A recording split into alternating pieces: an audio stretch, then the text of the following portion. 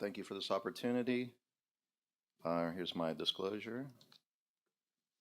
So we investigated a hypothesis that for women who are seeking continued treatment for SUI, those who had prior surgical intervention, in other words, recurrent persistent SUI, represent a more severe population in terms of diminished quality of life.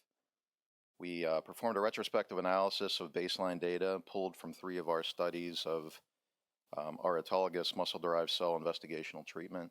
This included 505 women enrolled in these trials. 113 of these women had prior surgical intervention, specifically for SUI.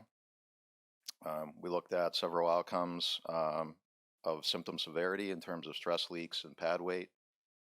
We used a number of quality of life validated instruments as well. We indeed found that women with prior surgery did have worse quality of life at baseline and also had worse SUI symptoms in terms of both stress leaks and pad weight. So to put it into context, I think we would all expect that worse quality of life baseline symptoms as a result of greater baseline symptom severity. We found an interesting paper published in 2013 by Pardon comparing subjects undergoing primary midurethral sling versus repeat midurethral sling, and at baseline, indeed, in agreement with our results there, repeat surgical patients had significantly worse quality of life and greater symptom severity at baseline, but interestingly, after the midurethral sling surgery, the repeat surgical patients had significantly greater improvement in quality of life despite a lower actual treatment success rate. We conclude that women with recurrent and persistent SUI represent a distinct and more severe patient population within the SUI spectrum.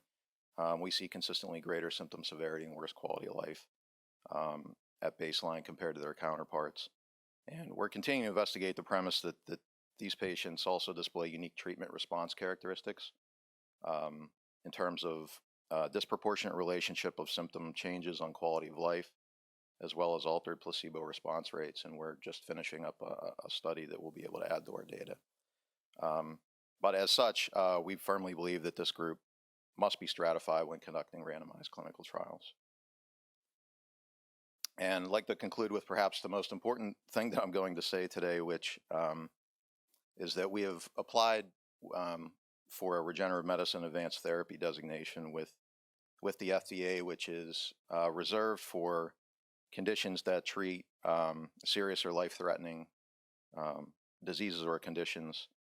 And the FDA's definition of a serious or disease or condition is provided here, but I can tell you that we're happy that the FDA agrees with us that recurrent and persistent SUI does meet their definition of a serious condition, which I think is very important for this patient group.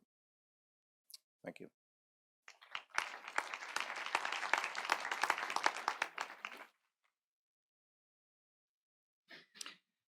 So, you have any questions?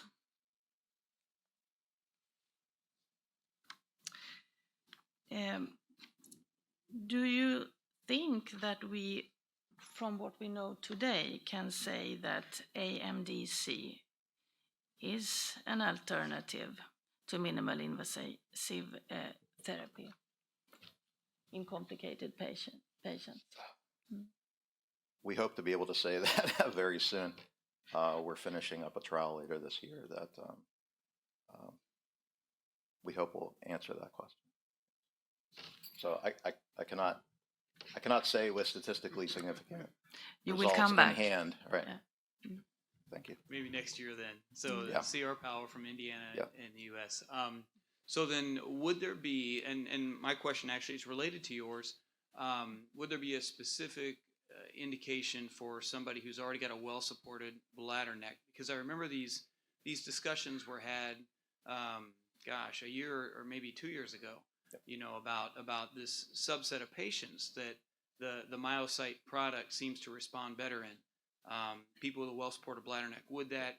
Could you extrapolate that toward women with exams that do not demonstrate urethral hypermobility, things of that sort? Because you only had operated people in this cohort.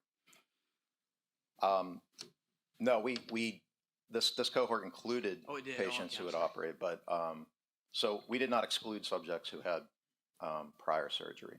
No, And- that seems to be the subset where it works best, is what I understand.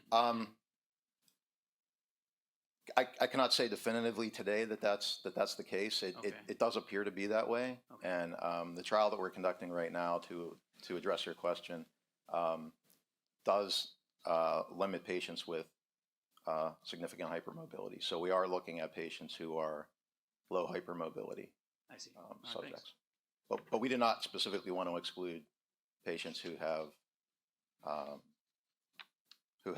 failed surgical procedures so far. Yeah. Thank you. Thank Thank you. you.